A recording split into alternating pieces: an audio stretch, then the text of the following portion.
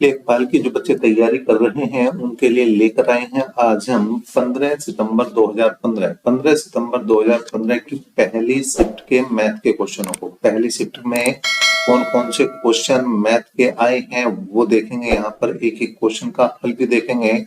और अगर आप 15 सितंबर 2015 की पहली शिफ्ट में पेपर देने जाते तो आप इस पेपर के द्वारा ये भी आकलन कर सकते हैं कि आप कितना कर सकते थे।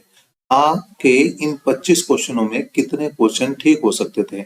आप वीडियो में क्वेश्चन हल होने से पहले आप बिल्कुल अपना क्वेश्चन हल करके देखें और करने के बाद ये हमें कमेंट बॉक्स में भी कमेंट करके बता सकते हैं कि आपने कितने क्वेश्चन हल किए, आपके कितने क्वेश्चनों के आंसर सही आए और कितनों के गलत आए, क्योंकि यहाँ पर नेगेटिव मार्किंग भी है भैया।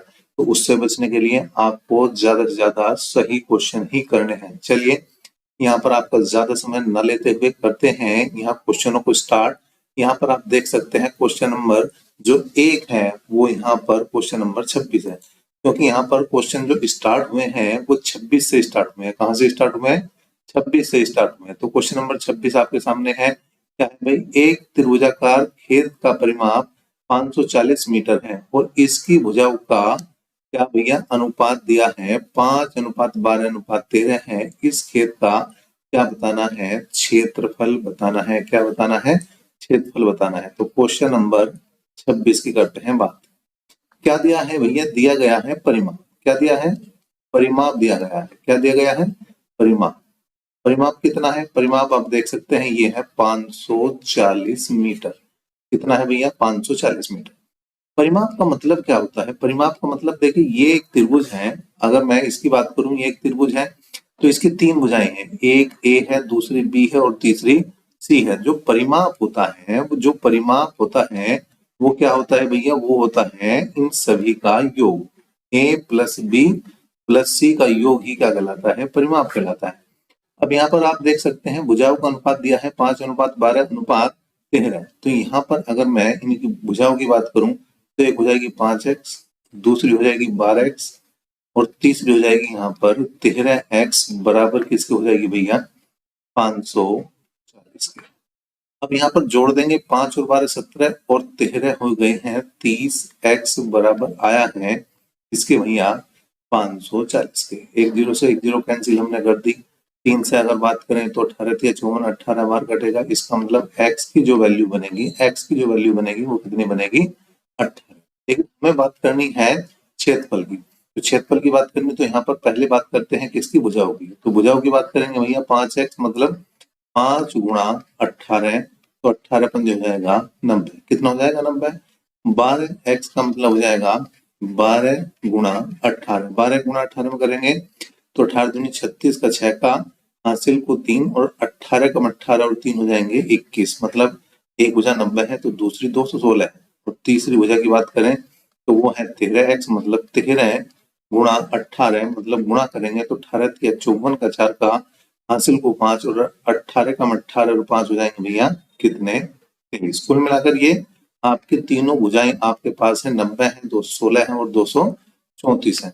अब आपको क्षेत्रफल निकालना है। अब क्षेत्रफल निकालने के आपके पास 2 तरीके हैं कि एक तो आपके पास फॉर्मूला है क्या? त्रिभुज के क्षेत्रफल का s × s - a s - b × s - c। ठीक है जी। लेकिन ये तो किसी भी त्रिभुज का क्षेत्रफल निकाल सकता है। आपको इस त्रिभुज का क्षेत्रफल निकालना तो जैसे ही आपको देखना है कि अगर 5 12 13 आ रहे तो ये ट्रिप्लेंट बना रहे हैं। क्या बना रहे हैं? ट्रिप्लेंट। और 5 12 13 अगर कहीं भुजाओं का अनुपात आ रहा है तो वो हमेशा क्या होगा? वो त्रिभुज समकोण त्रिभुज होगा। कैसा त्रिभुज होगा?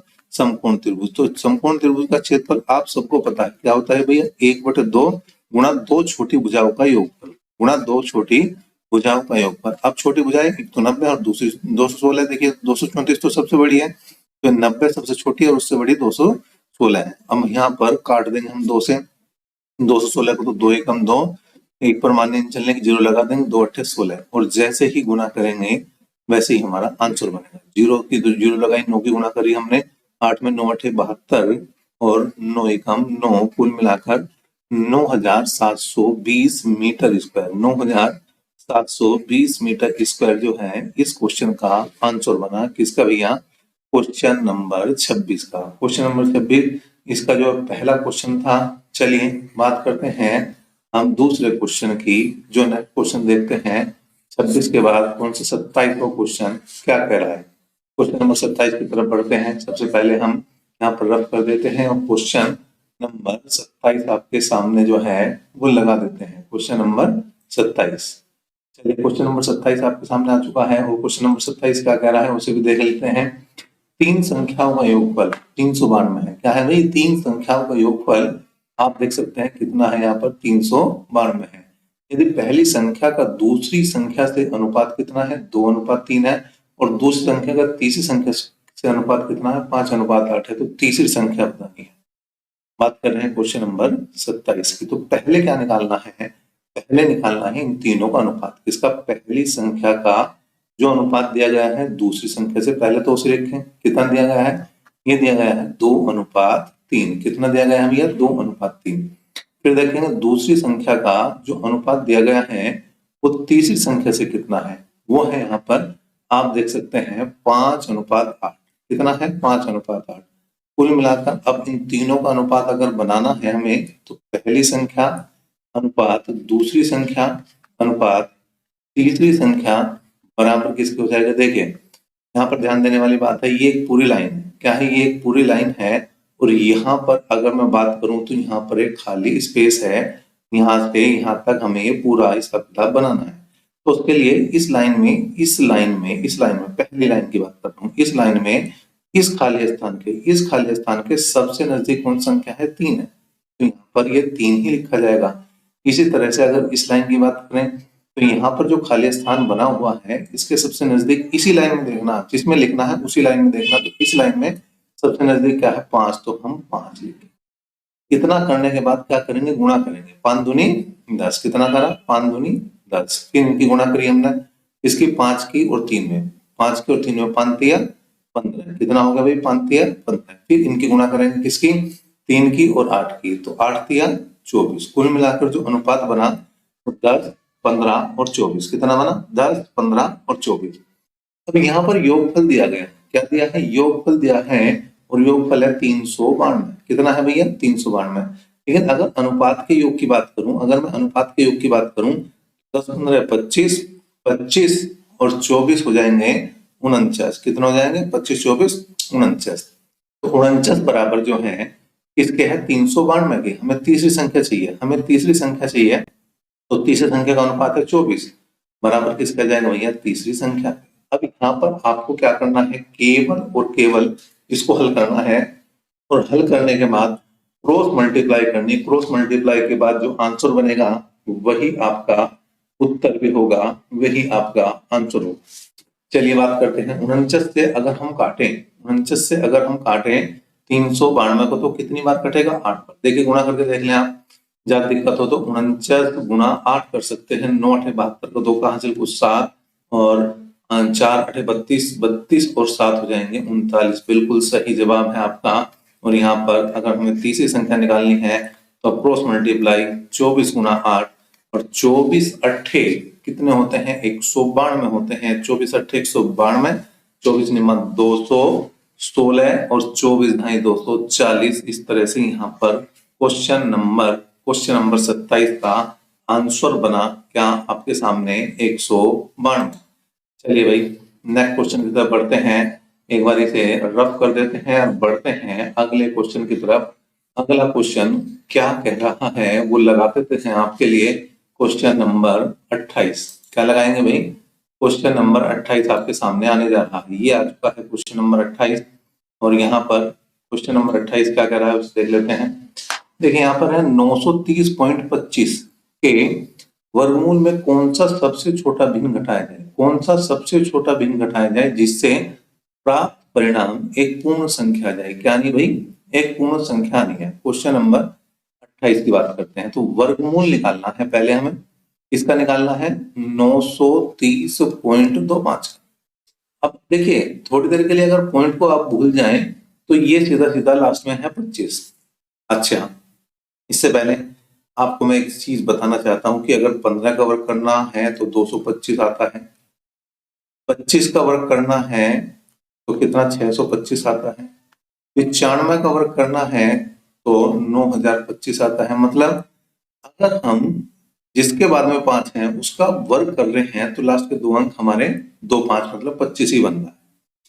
और जो पहला अंक है वो पहला जो अंक है इसका इससे अगली संख्या में गुणा होके बन रहा है। जैसे 1 है तो 1 की गुणा 2 में करेंगे, 2 1 में 2, 2 है तो 2 से अगली संख्या 3 है, 3 में गुणा करेंगे, 2 की 2 3 6, 9 है तो 9 से अगली संख्या 10 है, 10 की गुणा 9 में करेंगे, 10 9 90। तो इस तरह से बनना है। तो केवल यहाँ पर भी यही काम करना। देखें 25 आ रहा तो बाद में तो 5।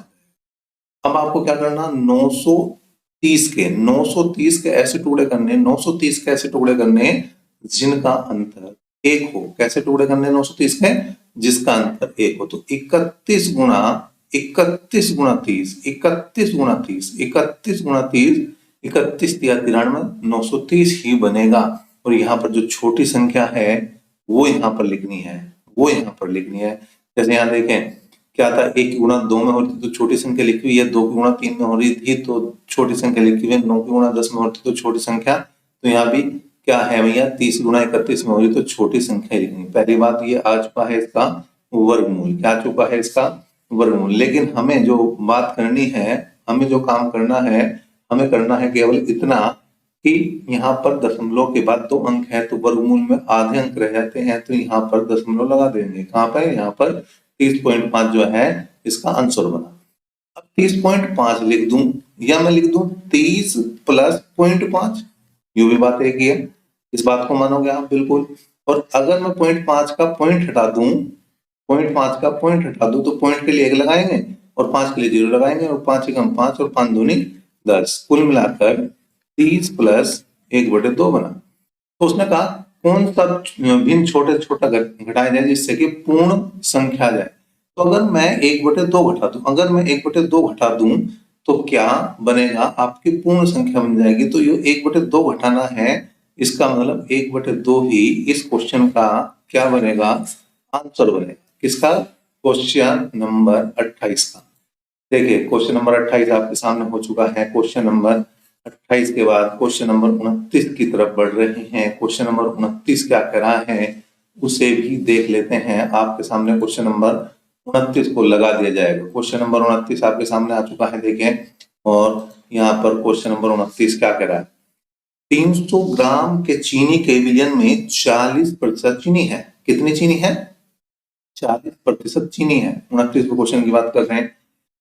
इसमें कितनी चीनी और मिलाया जाए ताकि विलयन में 50% चीनी हो जाए। तो पहले चीनी निकालनी है आपको, चीनी निकालनी है कि चीनी कितनी है। तो चीनी हो जाएगी भाई 300 का 40%, परसेंटेज हटाना हो तो बटे में 100 लगाना है, रट लो इस बात को। परसेंटेज हटाना हो तो बटे में 100 लगाना है। तो 2 0 2 0 भाई 4 या 12, कुल मिलाकर 120 ग्राम तो है चीनी। ठीक है भाई, अगर बात करूं मैं, एक तो है चीनी और दूसरा जो है अगर विलयन है तो इसमें ये लगाना है कि दूसरा पानी मान लो या विलयन मान लो, कुछ भी मान लो, जो भी मर्जी है। मतलब चीनी के अलावा जो बचा हुआ पदार्थ है उसे हमने पानी मान लिया। तो अगर 120 ग्राम चीनी है तो 300 ग्राम में 180 ग्राम पानी होगा। ये बात मानोगे आप? नहीं, बिल्कुल माननी पड़ेगी, क्योंकि 300 ग्राम अगर टोटल है तो 120 घटा दो भैया, उसमें से 120 घटाओगे तो क्या बचेगा, 180। तो इस तरह से निकाल लिया हमने। तो 120 ग्राम अगर चीनी है तो 180 ग्राम पानी है। अब इन दोनों को बराबर करना, क्योंकि उसने कहा चीनी जो है विलयन में 50% होनी चाहिए। कितनी होनी चाहिए, 50% होनी चाहिए। ये बात ध्यान देने वाली है। क्या है ये बात ध्यान देने वाली है, 50% बराबर करनी है। तो 120 में क्या जोड़ू कि 180 हो जाए, 120 में क्या जोड़ू कि 180 हो जाए। तो 60 जोड़ना है। क्या जोड़ना है, 60। और यही इस क्वेश्चन का आंसर भी है, यही इस क्वेश्चन का आंसर भी है। या तो ऐसे कर लो या फिर ऐसे भी कर सकते हो। सेकंड मेथड की अगर मैं बात करूं, यहां तक तो निकाल लिया आपने। इसके बाद 120 प्लस क्या करूं, x कर दूं बटे 180 बराबर हो जाएगा 1/1, मतलब 50% का मतलब 1/1। क्रॉस मल्टीप्लाई करो भाई, तो 120 प्लस x बराबर 180, या मैं कहूं तो x बराबर हो जाएगा 180 माइनस 120 मतलब 60 ग्राम। और क्वेश्चन नंबर 29 का ये जो है, क्वेश्चन नंबर 29 का बी ऑप्शन बिल्कुल सही बनेगा। तो इस तरह से क्वेश्चन नंबर 29 भी आपने देख लिया है, आगे बढ़ते हैं हम क्वेश्चन नंबर किसकी तरफ, 30 की तरफ। क्वेश्चन नंबर 30 की बात करते हैं। एक पहिए की त्रिज्या 21 सेंटीमीटर है। कितनी है? 21 सेंटीमीटर है। 792 मीटर की दूरी तय करने में उसे कितने चक्कर लगाने पड़ेंगे, ये बताना है आपको क्वेश्चन नंबर 30 में। क्या बताना है? क्वेश्चन नंबर 30 में बताना है चक्करों की संख्या। क्या बताना है? चक्करों की संख्या। तो चक्करों की संख्या, चक्करों की संख्या बराबर जो है वो है कुल दूरी। क्या भाई? कुल दूरी, कुल दूरी बटे एक चक्कर में चली गई दूरी। हाँ, कुल दूरी बटे एक चक्कर में चली दूरी, जो है आपका आंसर बनेगा। अब दूसरी बात आती है एक चक्कर में कितनी दूरी चलेगा। तो एक चक्कर में चली दूरी, एक चक्कर में चली दूरी जो हो जाएगी, वो जाएगी भाई परिधि की। किसके बराबर हो जाएगी? हो जाएगी परिधि। और परिधि कितनी होती है? परिधि होती है भैया 2 पाई आर। क्या होती है? 2 पाई आर। पाई का मान सबको पता है 22/7 होता है। आर का मान आप देख सकते हैं 21 दिया हुआ है। कहाँ दे रखा है? क्वेश्चन में दे रखा है। ये देखिए 21 दे रखा है, नहीं दे रखा? बिल्कुल दे रखा है। तो यहाँ पर इंटू में 21 कर देंगे। 7 से गुणा करिए हमने, मतलब भाग करिए 7 से 21 को। तो 7 या 21, 22 दूनी 44 और 44 तिया 132 सेंटीमीटर। 132 सेंटीमीटर जो है वो क्या आ गई भाई? एक चक्कर में चली गई दूरी। अब चक्करों की संख्या को हमने मान लिया भाई n है। n बराबर कितना होगा? कुल दूरी कितनी है? 792 मीटर। कितनी है? 792 मीटर है।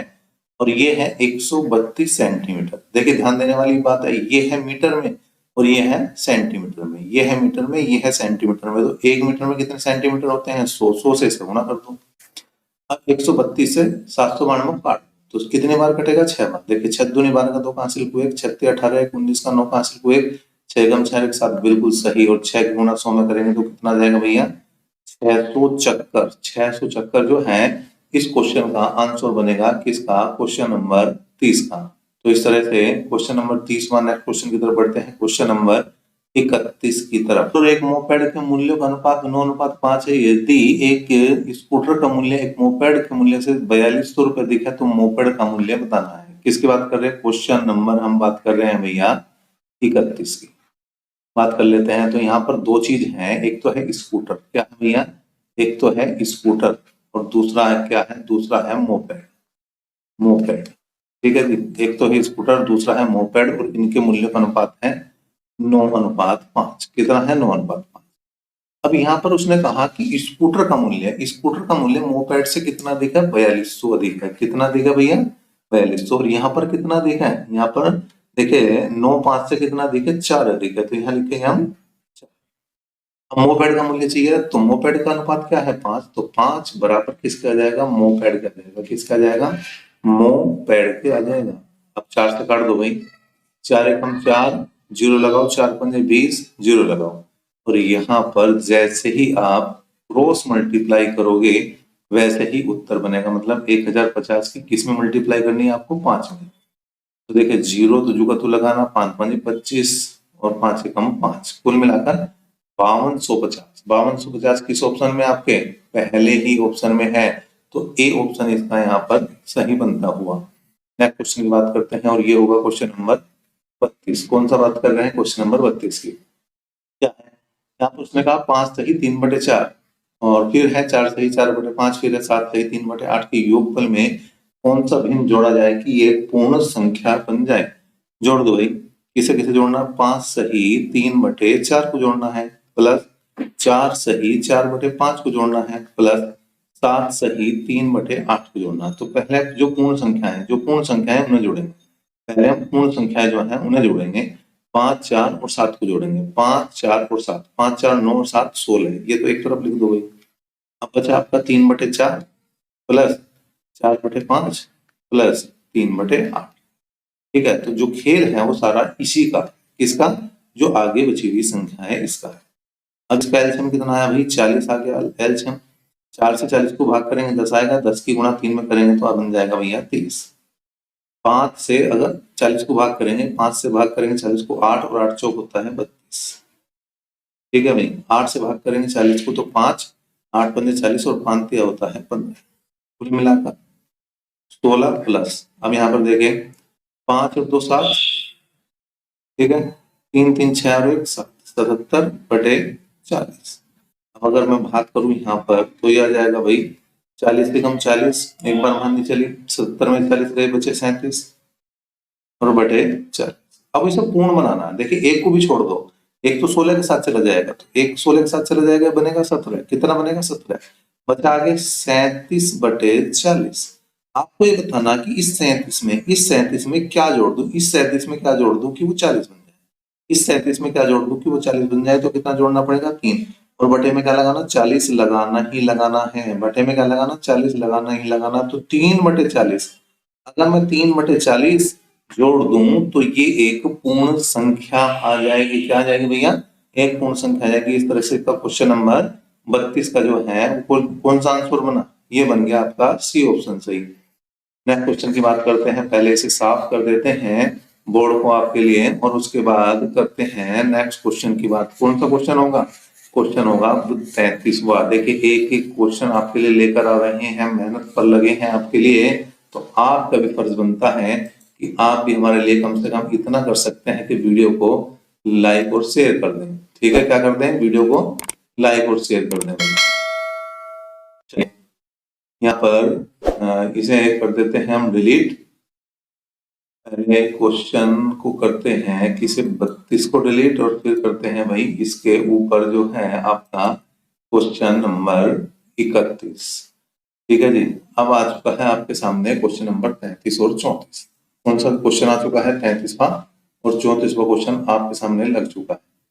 क्वेश्चन नंबर 33 की बात करते हैं, क्या है भाई, क्वेश्चन नंबर 33 है, यदि 27 की पावर x बराबर 9/3 की पावर x है तो 1/x की पावर 4 का मान हमें बताना है।